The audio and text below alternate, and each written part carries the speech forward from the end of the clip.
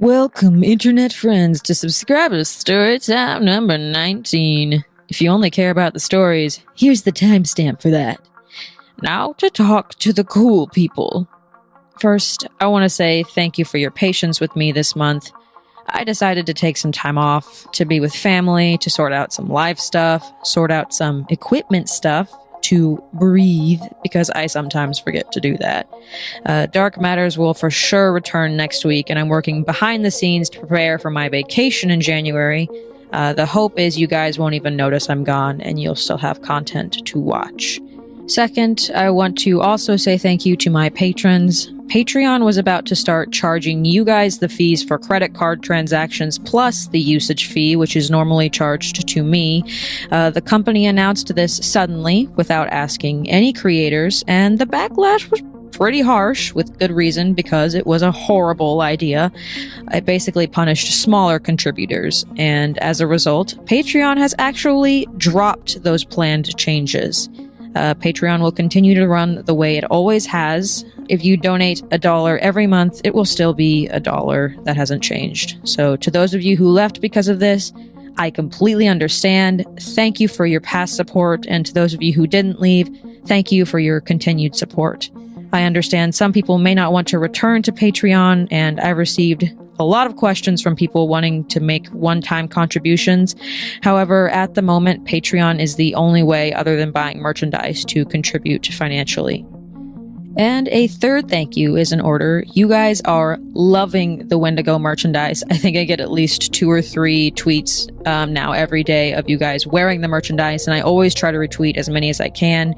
Haven't been on Twitter in about a week or so, just kind of taking a break from it, but when I come back, you'll be seeing a lot of retweets from me of people wearing the merchandise. So yeah, tweet me pictures of you guys wearing the merchandise, because I will try to retweet as many as possible. And I just love seeing you guys support the channel. It's super awesome. And the merch looks amazing. So if you haven't ordered your Wendigo cameo designs yet, don't worry. It will be available through mid-January. If you're wanting to spend some Christmas money on it, you should be able to. The cameo designs are only available every time we hit a subscriber milestone, so be sure to grab yours soon if you don't want to wait until several months down the line. Lots of color and style options, and if you don't want apparel, there are also mugs and stickers, and you can click the link in the description, the info card up top, or just below the video there should be a little advertisement that directs you to the shop. Yeah. Fourth, and finally, thank you guys for all supporting the podcast, ThoughtCraftCast.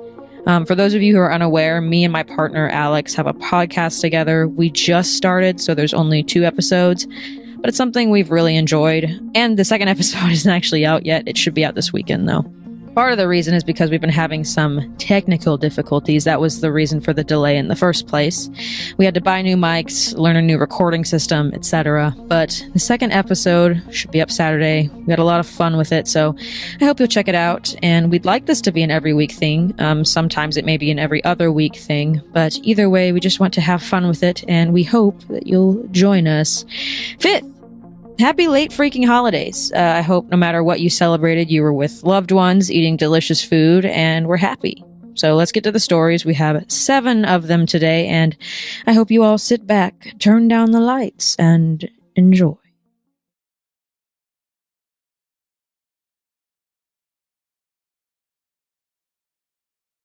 This incident happened a couple months back, but I can't say exactly when. I know it was a normal weekday during our break, though. My parents had gone to work, leaving me, my dog, and my younger brother alone in the house. I was in my room, drawing, when my brother called out to me, "There's someone at the door!" Thinking it was a mailman or our family, I headed out of my room. I asked if it was the front or back door, and my brother responded, "Back door." This was strange. No one really uses the back door, even family. As I approached the door through the window, I saw a middle-aged white man standing on our porch, his back to me. I didn't recognize him. My dog scratched at the door, so I asked my brother to take her and go to his room. I think subconsciously, I didn't want him near this stranger. The man turned around and smiled, and immediately, something felt off. but I figured my social anxiety was to blame. I opened the door and stepped out onto the porch. The man walked closer. As he said his hello, I slapped on a smile and used my talking to a cashier voice. "Hi, can I help you?" "Yeah, I was passing by with my truck and saw your driveway. I just finished a job putting down white pavement and I figured I could do your driveway if you'd like. Are your parents home?" Fear set in again, but I kept smiling. "No, I'm afraid not." "Could you call them? I could speak to them." I called my brother to bring me my cell phone. While waiting, the man told me about the specific deal he was offering and asked about my parents' work. My brother returned and I excused myself and went inside to call my mother. She told me to give the man my uncle's number to reach my father at work. I gave the man my uncle's number and he smiled, nodded, and said goodbye. He walked off of the porch and through the gate, and I quickly retreated inside and locked the door, replaying the encounter in my mind. My brother asked what the man wanted. I told him I wasn't sure, but it had to do with our driveway. I could tell my brother was afraid. He's not usually so quiet and serious. I wanted to ask if he felt something was off, but I chose not to. Didn't want him to realize that I was scared too. My mother called me back and I walked away to answer. "Hey, Mom. Did you see his car?" I blinked at my mother's voice, slightly rushed. "I'm sorry, what?" "The man, did you see his car?" "No." "Okay." She explained that after he called my uncle, who refused his offer, they remembered rumors of a man in a brown car that had been breaking into houses in our area. Panic set in as I realized my mother was trying to stay calm. She instructed me to go and shut the gate, make sure the car and doors were locked, then to stay inside. As I shut the gate, keys between my fingers, I looked down the street. I realized that, despite the man saying he had come from his job, I had never seen or even heard a truck. He would have had to have parked behind the trees lining our fence and then walk all the way back to the gate when he could have just parked in the driveway. I ran back inside and made sure my brother was out of sight before the hyperventilating started, as I tried not to cry or panic. I messaged my friends about the encounter, and they told me they'd stay online with me until I felt safe.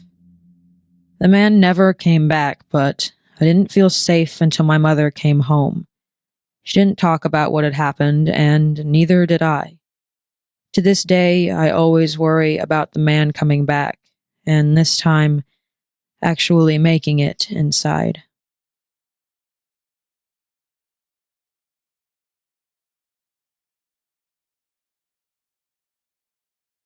About 6 months ago, I was admitted to a psychiatric hospital for adolescents for multiple reasons.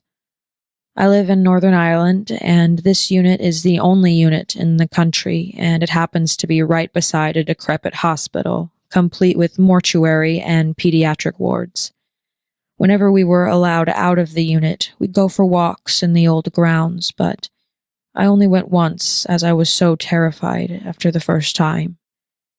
It was a spring night, and the weather was beautiful, a rare occurrence, so 3 nurses, 4 other patients, and I thought it would be a missed opportunity to get some fresh air and explore the ground a bit.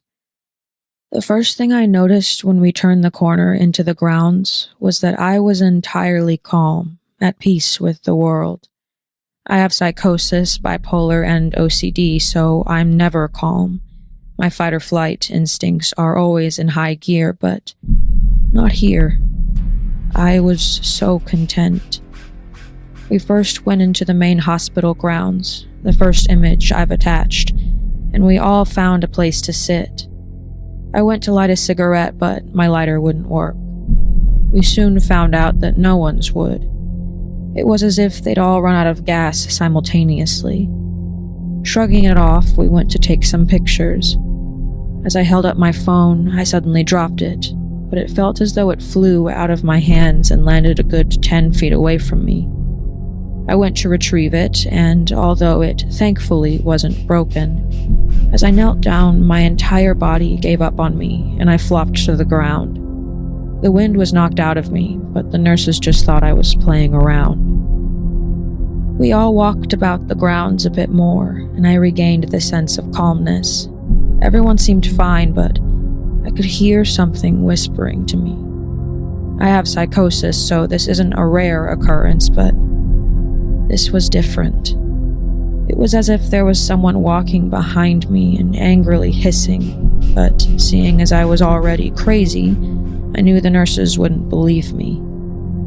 This is the part where I'm shaking even writing about it. We walked into the small car park of the mortuary building. The letters on the building had fallen off, and it was tightly locked up. Everyone was laughing and joking about ghosts and things, but my head seemed to blur them out, and instead, all I could hear was scratching from the inside of the mortuary. It was as if 50 people were filing their nails on the metal door, and I swear I could see them moving. I started to shake, and the wind was knocked out of me again. I felt as though my body was on fire, and then I blacked out. I never went back on the walks, and even though the nurses and doctors told me it was a hallucination, this wasn't. I'm sure of it. Nothing like this had ever happened before, and it hasn't happened after. I was discharged 2 months later, but I will never, ever go back to that hospital.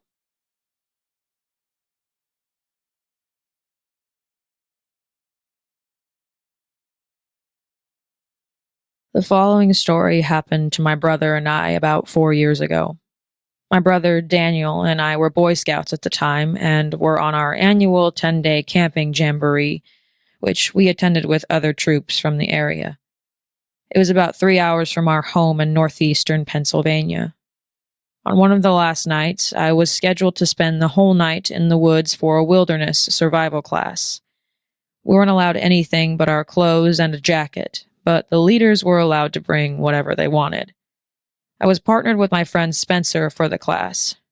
Usually during these camping trips, Spencer found other friends and acted like a jerk to our group. An hour before hiking into the woods, Spencer told me that he was going to go with 2 other boys. This left me alone, but it didn't bother me. The instructor told us we could bring outside friends along, and I'd brought my brother. I preferred him from the start anyways, because we used to always camp and hike at home. As the sun began to set, everyone started hiking into the woods.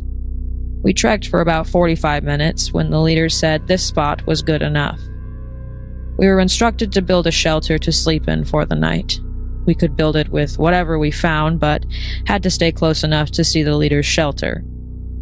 My brother and I didn't get along with anyone else in the class, so we found a spot where the light from the leader's shelter was barely visible.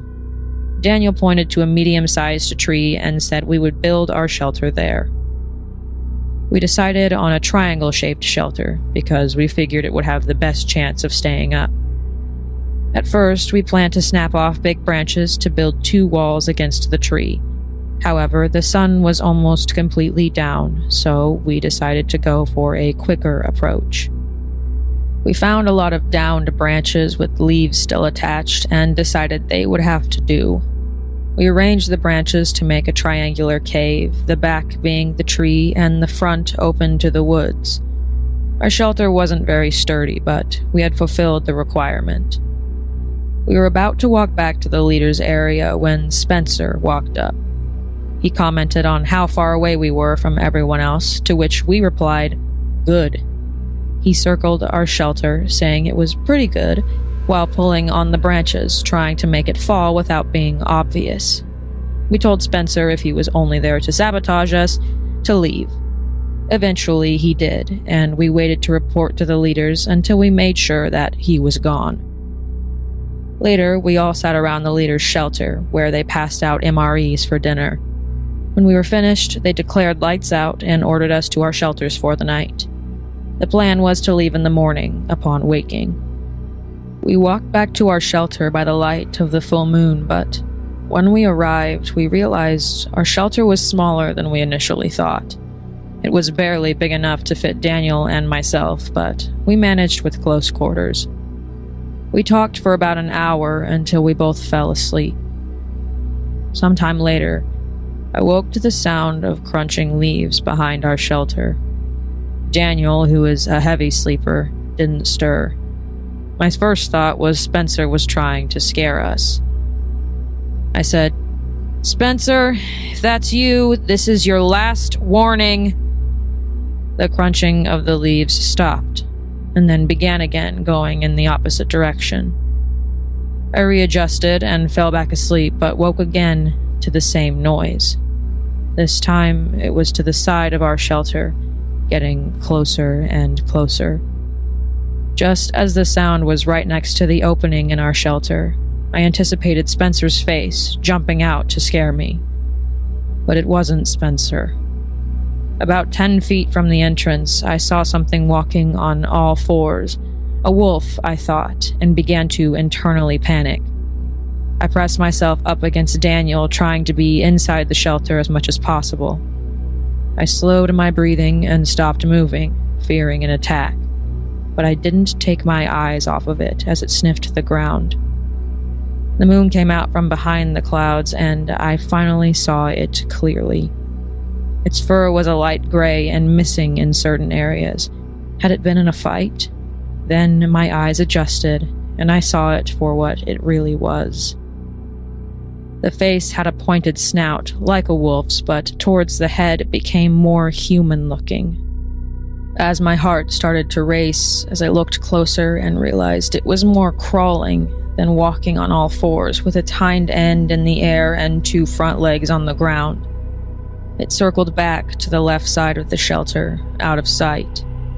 I held my breath and tried not to move a muscle, even though I wanted to wake Daniel. The leaves crunched, moving behind us, stopping at the back of the shelter.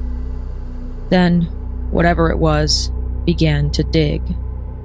I wanted to look, but I was convinced that if I moved, it would attack us. Then the digging stopped, and the sound of leaves retreated away from the shelter, and there was silence. I started breathing again and debated over what I had just seen. I just wanted to fall asleep and talk to Daniel about it in the morning in safety. Even after closing my eyes, the fear kept me awake. Then I heard the leaves again, this time slowly, then in quick succession. They stopped at the side of the shelter, closer than before. Fear froze me, and this time, when the creature moved into the opening, it was only a few feet away. I saw every detail.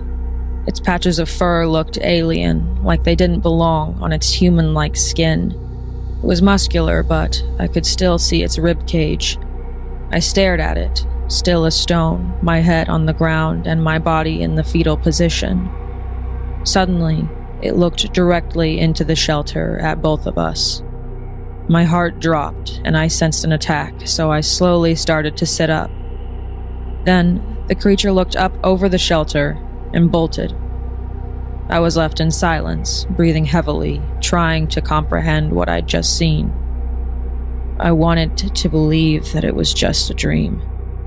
Just as I'd started to convince myself it had been my imagination, Daniel spoke. "You just saw that too, didn't you?" Shivers crawled down my spine. We both just came face to face with the creature straight from my nightmares. We didn't sleep for the rest of the night, and when morning came, we didn't talk about it until we got back to camp.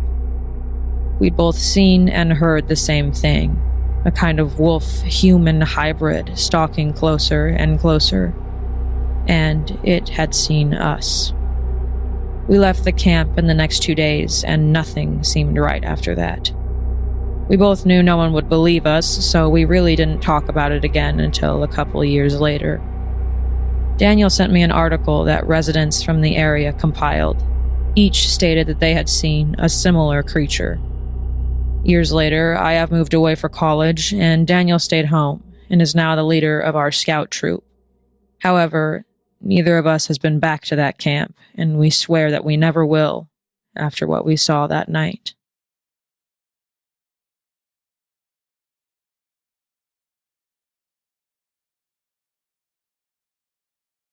I'm not entirely sure how I should start this. By no means would I say I'm an expert in this sort of thing, seeing things or getting certain feelings in particular instances, but when I think back on some of the more peculiar things in my life, they can only be described as paranormal. I'd say the first instance was when my grandfather died. I was really young, about 8 or so. I can't really remember him or my grandmother, who passed away a few years earlier. He died of lung cancer, a normality within my family now. Needless to say, I'm pretty numb about this death, except for one thing: the furniture he passed down to us. Originally, it was this nice set of gold velvet armchairs and a matching couch, all super intricate with carvings and clawed feet. It came with a similar style table of white marble. We really didn't have room for it all, so my parents stuffed it into the parlor we rarely use. I never used to have a problem with that room. Some of my fondest childhood memories come from playing board games in there, or from the power being out and having a fire in that room, but now it freaks me out. To put it simply, I can't breathe in that room. It's as if there's a hand around my trachea, clenching so hard it hurts. Sitting alone in one of the old chairs, I feel as though someone else is there, and it feels dreadfully unwelcoming, like a confrontation. The air turns to lead, and then I have to get out before I have a panic attack. It's to the point that I can't even look into that room without feeling heavy. I don't know why, because my grandpa was always said to be amazing. My sister says that he was the best man she ever knew. Yet, somehow, I always feel so tired, so out of it there. As far as I'm concerned, I'm the only one who feels that way. Whenever we have dinner, the place where I traditionally sit stares at the dark opening to the parlor. I see glints of light reflecting off of the picture frames above the fireplace. It often feels like something is brooding there just beyond the shadows, goading me to challenge it. I try very hard to stay away. On to the second story. This particular instance occurred when my mother and I were going to various open houses. One of them was a ranch, and I distinctly remember the feeling I got from walking into that monstrosity. Similar to the parlor in my own house, my breath was stolen from me. It was so disorienting that it reminded me of getting caught up in a strong riptide at the beach. It wrapped around my unsuspecting body, unfelt at first, until it yanked me down and sent me spiraling into an uncomfortable uncertainty. The negativity I felt just sort of dragged me under, sickening me to my stomach and choking me. Several times throughout the tour, I had to tell my mother to slow down or to wait for me, both out of fear from getting left behind in one of those beige rooms and out of inability to breathe. My arms and legs felt simultaneously heavy and light, like maybe my skin was made of tungsten and helium flowed through my veins. It was just twisting corridor after sour room.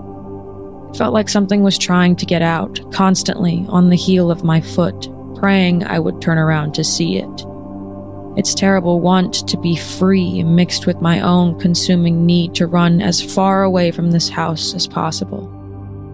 I felt the worst in the kitchen, where what I was breathing in felt like thick honey. Needless to say, we ended the tour early, thankfully, because my mother felt it to be too big a house for her taste. I went through the door with cement in my stomach and a haze in my head, thinking, good riddance. As soon as we were in the car and driving away, the heaviness lifted. It was only then that I could finally savor a single breath. To ensure my feelings of unease were perfectly justified, I looked up the history of that house. One of the previous owners, an elderly woman who suffered multiple strokes, died in that kitchen. I don't know why she wanted to get out of that house as badly as I felt she did. If that was even her, I felt stuck there. But I do know that I was very shaken after that experience. Couldn't sleep very well, just remembering the weight surrounding me on all sides and the feeling that something was heaving just behind me. Knowing the history didn't put me at ease. The last tale is the most concerning one. I felt the most at this site, even more potent than the experiences at prior places. We were visiting my sister for her birthday while she was taking a semester of college to study abroad in London. That within of itself was exciting, but when we went to the Winston Churchill Museum, all of that enthusiasm dropped to the pit of my stomach. The museum is housed within the actual offices used by Churchill during World War II. These offices are underground, a sort of bunker-type workplace of cement walls and security protocols. Everything seems ancient and heavy. I'm not one to be claustrophobic, so I don't think that's why I felt so horrible there. It started off as a typical tourist attraction, hordes of people and extremely long lines, even for the express ticket holders. Then we actually went into the museum, which is where it all gets irreversibly worse. It was a cement jail cell, and similar to the prior instances of bad feelings, I couldn't breathe. The main room is the biggest opening available to the public of the facility, with pictures and artifacts that belong to Churchill. It was sectioned into winding corridors that take an onlooker throughout his life by the years and important dates. I remember it being dark, and I can just about remember nothing else, but feeling like I was going to throw up. My vision spun, and there were benches, thank God, that I could rest on, though sitting down did little to ease the sudden onslaught of breathlessness. I felt so shaky that I had to practically be dragged throughout the museum.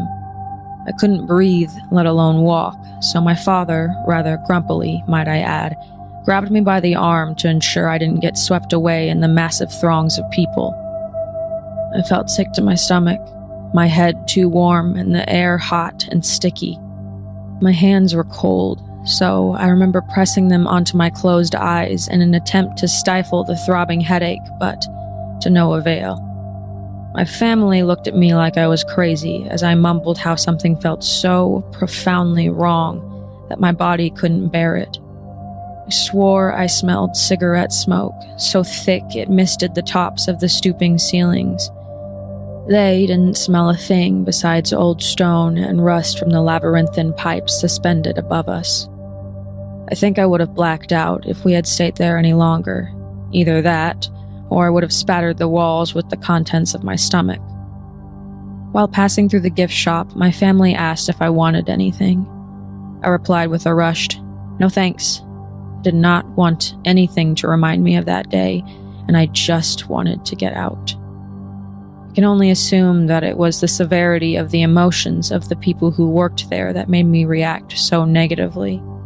The threat of bombing must have been terrifying, and the thought of an unstoppable army quickly approaching just as nauseating.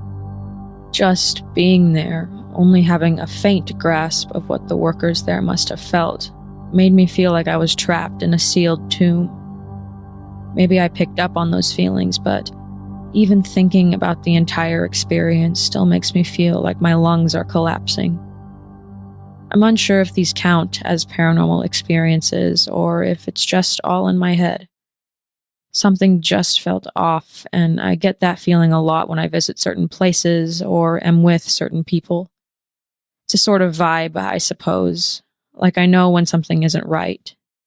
Maybe I'm sensing something unseen, or maybe it's just a sudden migraine minus the debilitating static in my eyes.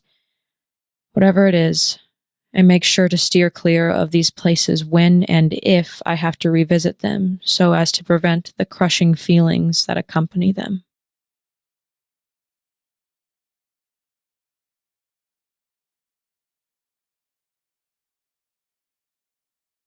These events happened about a week apart from each other, over 10 years ago. I was 19. I was still new in the Marine Corps, having graduated boot camp only a year earlier. I had gotten lucky with my first duty station and had been chosen to serve at Marine Barracks 8th and I in Washington, D.C. I was from a small town in the opposite side of the country in Washington state, so I was psyched to be moving to the nation's capital. After a few months of auditioning for the Marine Corps Silent Drill Platoon, which I didn't get, I was sent to Alpha Company 2nd Platoon, the Earth Pigs. Our mascot was a big, burly warthog holding a huge serrated knife. After being with the 2nd Platoon for a few months, our company commander announced that the entire company was going to go for an overnight trip to Gettysburg to tour the area. We would be staying the night at a former Marine's home who had served in Vietnam. We spent the day walking around the battlefields and museums, seeing everything that had been collected, and some photos from the aftermath and the carnage of the battle. As the day got late, we got on the buses and drove to the Marine's house. To our surprise, he had about 60 pounds of steak, a ton of homemade bread, corn on the cob, and 13 kegs of beer waiting for us. Our company commander gave us the okay that we could drink. After a couple of hours and plenty of beer, I was sitting around with 7 or 8 other Marines, and one of them joked about going ghost hunting on the battlefield. It was close to midnight, and most of the other Marines were already asleep, including our chain of command, so we figured, what the hell? The house we were in was on the edge of the battlefield, like backyard wire fence battlefield. So, being the drunk, testosterone-filled Marines we were, we hopped the fence and started walking into the darkness. Everything was fine for a while. We were laughing, joking, making ghost noises, when out of nowhere, about 200 yards into the field, every single one of us dropped to the grass and covered our heads. It was like something I could never even try to understand. There were noises of gunfire, explosions, and shouting, all the shouting. Most of it was just screams, but I could hear the occasional name being yelled. We stayed there, frozen to the ground, eyes darting around at the absence of anything in the field other than the noise. After about 10 seconds or so, the Marine in the front of me started to stand, and I followed suit. Then the rest of them got up. We sprinted back to the house, the gunfire screaming and explosions following the entire way. I'm 6'1" and have always been a fast runner, so I made it back first. The moment I grabbed the fence and jumped over it, still at a full sprint, the sound stopped. I collapsed to the ground, trying to catch my breath, the others coming up behind me. After a few moments, we stood up and slowly walked to our sleeping areas, not saying anything or making eye contact. I got into my sleeping bag but didn't sleep a single wink that entire night, unable to shake the sounds from my mind. I was still new to the military and hadn't deployed at that point, so sounds of combat were something I had only seen in the movies. When 7 o'clock rolled around, everyone started to pack up, and by 7:30 we were on the bus and headed back.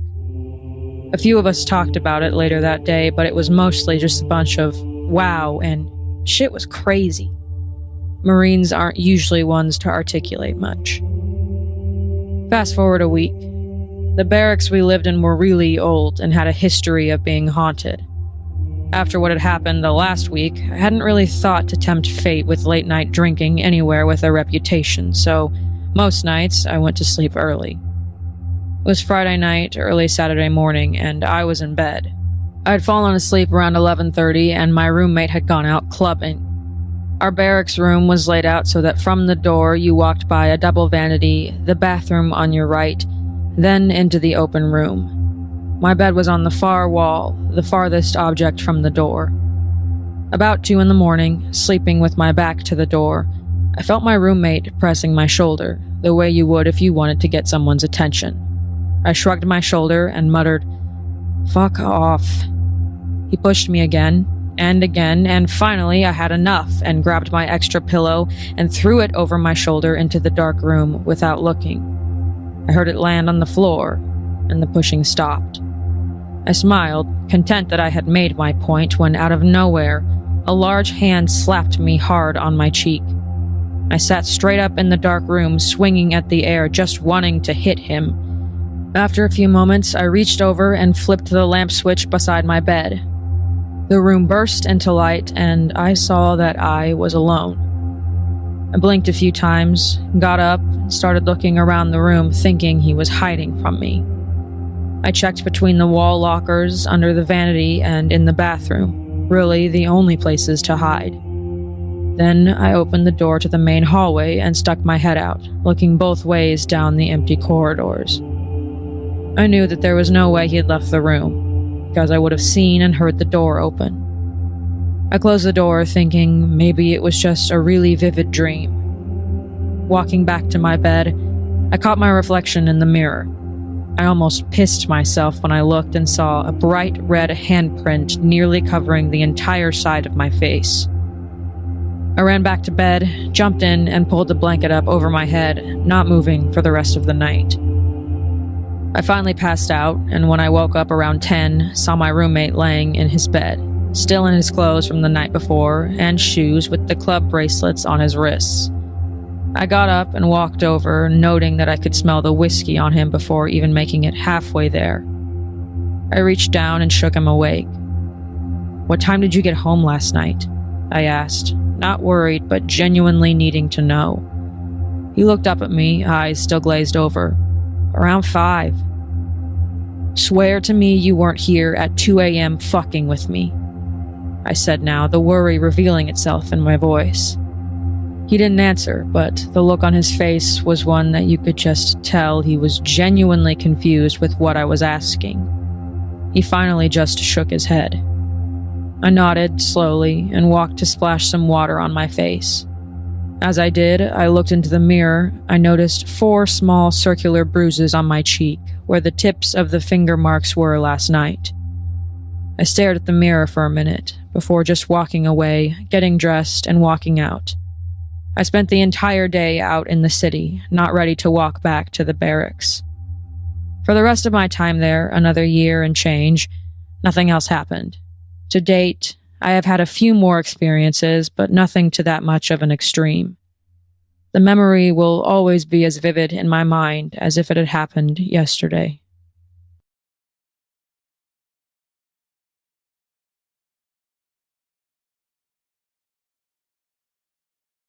My name is Lily. A few months ago, my boyfriend Nick and I moved in together, along with another couple, Julia and Jesse.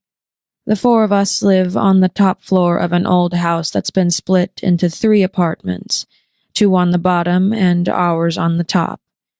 We don't know exactly how old the house is, but my boyfriend's uncle used to work construction, and he said that the style of the roof indicates that it was probably built around the 1920s.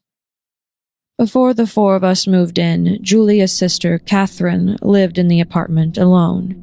She believed that the attic was haunted, which I was skeptical about because the combination of having severe anxiety, as Catherine does, and living alone in an old house is bound to make anyone believe they're being haunted. But since moving in, we've found out that there are actually ghosts living with us. It sounds far-fetched, but we have our reasons for believing it. The ghosts aren't out to get us or anything. The worst they've done is knock over a beer bottle. They don't bother us, but they're definitely there. I figure ghosts are pretty much to be expected in a house that's almost a century old. Living with ghosts, and even believing in ghosts for that matter, is a new concept to me. I've always been a skeptic, and I still won't believe in anything unless there's evidence behind it. I used to not believe anything you'd consider paranormal, but that's changed recently due in no small part to living in this apartment. It's definitely changed my perspective on life, but the ghosts themselves don't really scare me all that much. But something else did. Because our apartment was once the top floor of the house, the layout is a little strange. We have 2 front doors, one that leads into the front entrance and one that leads directly into the bedroom Nick and I share. I've never even opened our second front door, but it's useful in that it makes it easy for me to hear when someone is coming up the stairs. I work the night shift, so I usually sleep during the day. One particular afternoon, I was awake but still in bed, browsing the internet on my phone, when I heard the door to the house open and the footsteps of people coming up the stairs. They were talking to each other, and I recognized one of the voices as Julia. I didn't recognize the other voice. It was feminine, so it couldn't be Nick, but it was too low-pitched to be Jesse.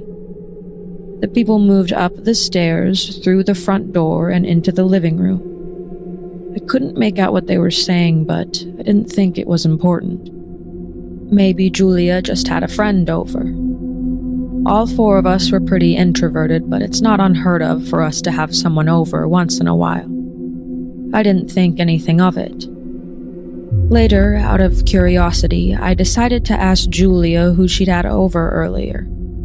She had no idea what I was talking about. I told her about the voices and the footsteps in the stairwell.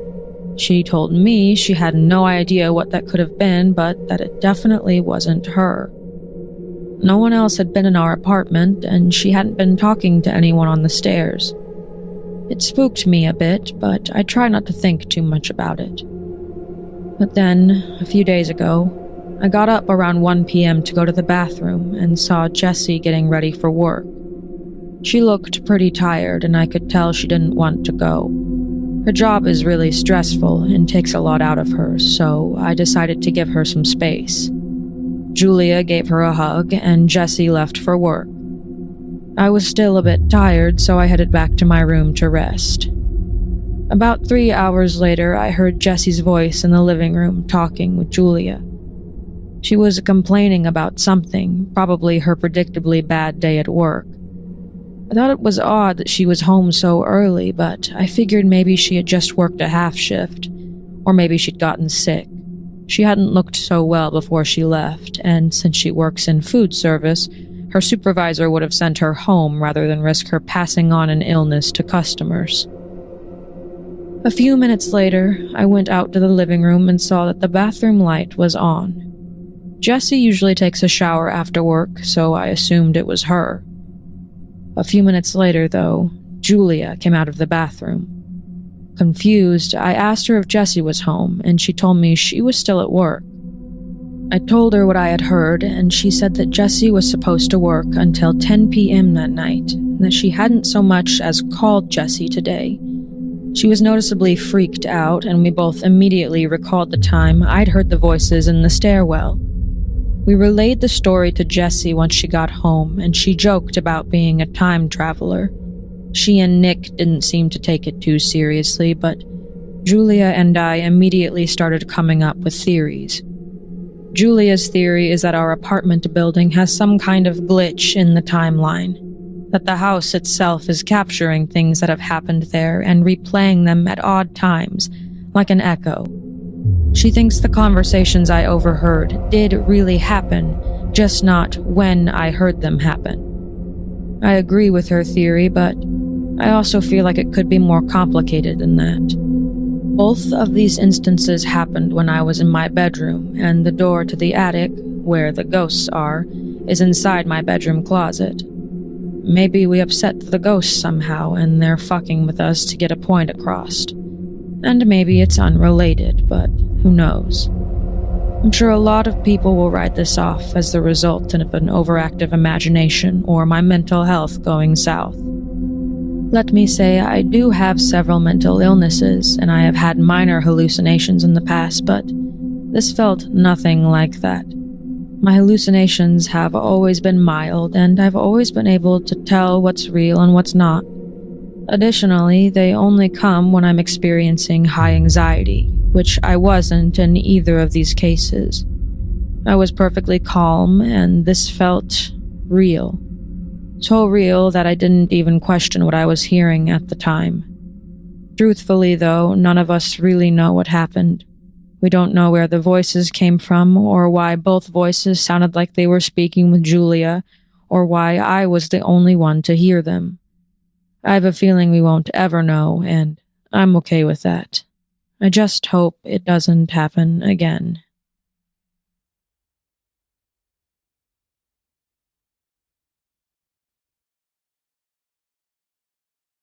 Cayleigh here. I'm here to just provide a warning. This last story contains mentions of rape and assault and a description of torture. Discretion is advised.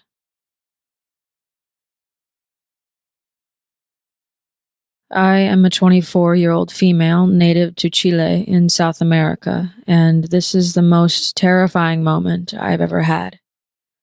I was about 13 years old. My grandpa, father, and I were going camping at the edge of a big lake in South Chile called Lake Pirihueico. This part of Chile is quite similar to the North American Great Lakes. Lots of forests, big lakes, and it's fairly isolated from any big cities or towns. You take a ferry from the west bank to the other side of the lake and come to a nearly deserted settlement with just a few houses and a little dock. We hiked about a mile to a camping site and settled in. Beside the lake, a few kilometers from the dock, rests the ruins of a mansion that burned up approximately 16 years ago. This was once the hotel Hosteria Pirihueico. It was built around 1940 by a German immigrant named Jorge Kuppenheim. It was an enormous building with 100 rooms, 3 stories, 2 kitchens, and a grand salon with big windows that overlooked the lake and surrounding forest. Even the president at the time, Gabriel González Videla, stayed in the hotel for its inauguration banquet, surrounded by the elite class of the country. It was intended as a summer destination for the rich. The hotel hosted dances and sporting activities, exclusive parties, and kept a hunting lodge throughout the year. Picture it as the Overlook Hotel from The Shining, minus the creepy twins and Jack Nicholson. Sadly, the same attributes that made the Pirihueico Hotel so beautiful caused its downfall. The isolation and the hard winter conditions made it almost impossible to reach. Very few customers would take the long trip by train, bus, and then ferry to the hotel, and only the wealthy could afford to travel by plane. The hotel was barely profitable and closed in 1960, with the government taking possession over the property. In 1973, Chile underwent a coup by military forces that ended in a nearly 20-year-long dictatorship. Throughout this, the military kidnapped and killed many people: communists, left-wing politicians, regimen opponents, and, sadly, many common people that fell under suspected treason, just because they knew someone in a syndicate or simply for being in the wrong place at the wrong time. These political prisoners were beaten, tortured, raped, and killed for information by the National Intelligence Directory called DINA, later renamed CNI. Many were imprisoned in schools, stadiums, and the Pirihueico Hotel itself. The basement, originally a wine cellar, was used to detain and torture people. The lake was used to dump the bodies. None of this has been made officially public. It is remembered only locally, and still, after 40 years, many live in fear of the still ever-persistent shadow of the regimen. My experience at the Pirihueico Hotel happened around the year 2006. 5 years prior to my visit, the hotel caught fire and ended up in ruins, the remains haunting the lake shore. It caught my eye as soon as we passed on the ferry. Eager to explore, I asked my grandpa to accompany me to the ruins to take pictures with my brand new digital camera. This camera was my Christmas present, and I wanted to document my entire trip to show my friends back home. My overprotective grandfather, Tata as I used to call him, said no, and my dad also prohibited me from even getting close to the ruins out of fear that I would injure myself. Truthfully, it was a very dangerous building on the brink of collapse. But the building and its haunting beauty never escaped my mind. So I lied to my grandpa and said I was going fishing by myself near the campsite. As soon as I was out of sight, I changed directions towards the remains of the old Pirihueico, taking my camera with me. It was about a 2.5-mile walk from the campsite to the ruins, but the path was clear, so I wasn't scared of getting lost. As soon as I saw the burned structure, I felt a sense of foreboding deep in my stomach. Thinking it was guilt for lying to my Tata, I pressed on into the ruins. All that was left of the hotel was the stone structure used to sustain the wooden building. Grass and vegetation overtook the interior, and the old windows clung to bits of melted glass due to the heat of the fire. The place was mesmerizing, to say the least. I was captivated by the ballroom with the high ceiling and big chimney, and the kitchen with the gigantic furnace and a few metal cupboards filled with the old silverware and broken plates. I tried to climb to the other floors, but sadly, the stairway was too damaged and the upper floors almost non-existent. I took photos of nearly everything. Finally, I descended into the basement through a stone staircase near the kitchen. At the bottom of the stairs was a rusty metal door. I hadn't been nervous up till that point, but something about the cellar made my heart sink. Keep in mind, at the time, I did not know about the Pirihueico's dark history. To me, it was just a cool, old hotel and a terrific place to take photos. The sun was setting at this point, and the cellar was so dark I couldn't see into it. Promising myself to come back with a torch, I returned to the campsite.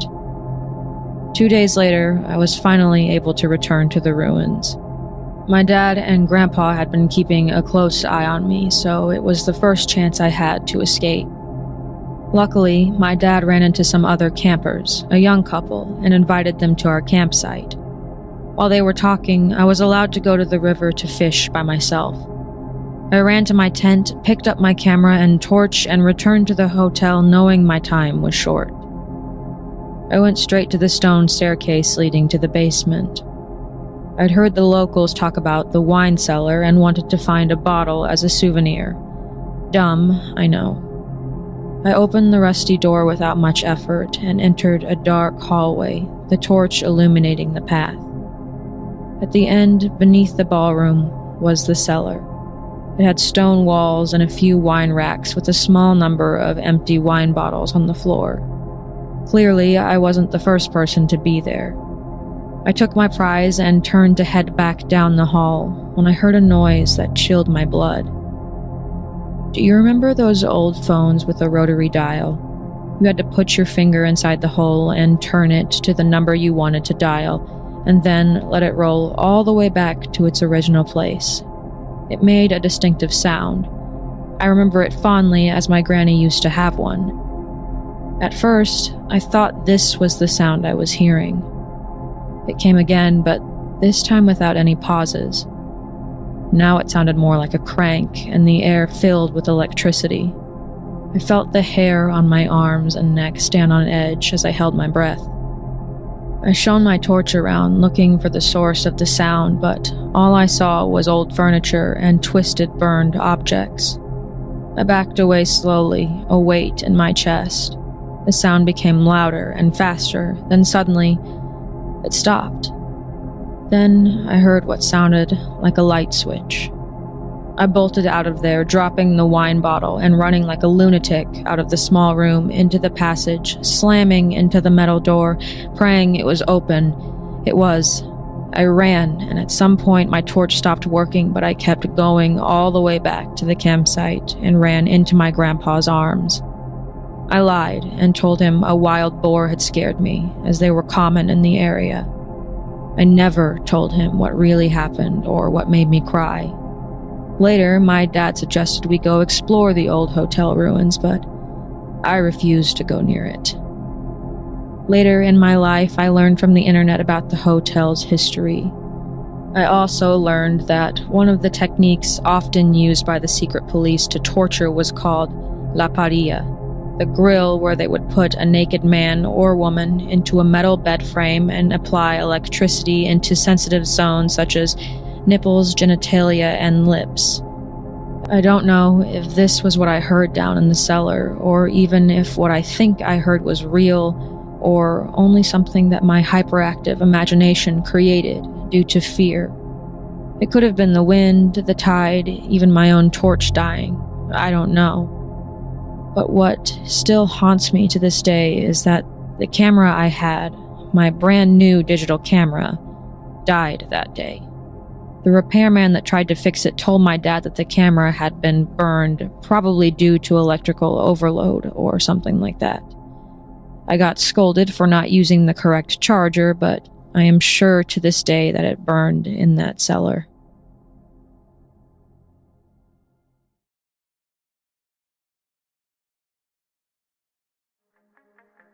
Special thanks to the Patreon family, who are now more vital to this channel's survival than I can say, due to recent demonetization to almost every new Dark Matters or Nameless episode that has come out in the last couple months. Whether they are passionate about subscriber story times and true crime cases, or the other dark content on this channel, their support cannot be overstated. If you are interested in supporting the channel, information is in the description, but even if you only continue to support by watching, thank you so much. And of course, a special thanks to the subscribers who chose to share their stories with us today. Anonymous, Hannah, Dante, Sage, Kai, Lily, and C. Nalegach. I'm so sorry. I'm awful with this if you can't tell. If you've had a personal terrifying encounter it can be paranormal or not, please feel free to send it to subscriberstorytime@gmail.com, and your experience might end up in the next Subscriber Storytime. If you put effort into editing your story, including grammar, punctuation, etc., that helps. It helps a lot. It gives you a better chance, I promise. If you wish to stay anonymous, please mention that in your email. Thank you for watching the video, and most of all for continuing to support me through these demonetization times. And don't forget to pick up a Wendigo shirt before mid-January, before it goes away for a few months until we hit the next subscriber milestone. Okay, stay safe, friends, and have a good night.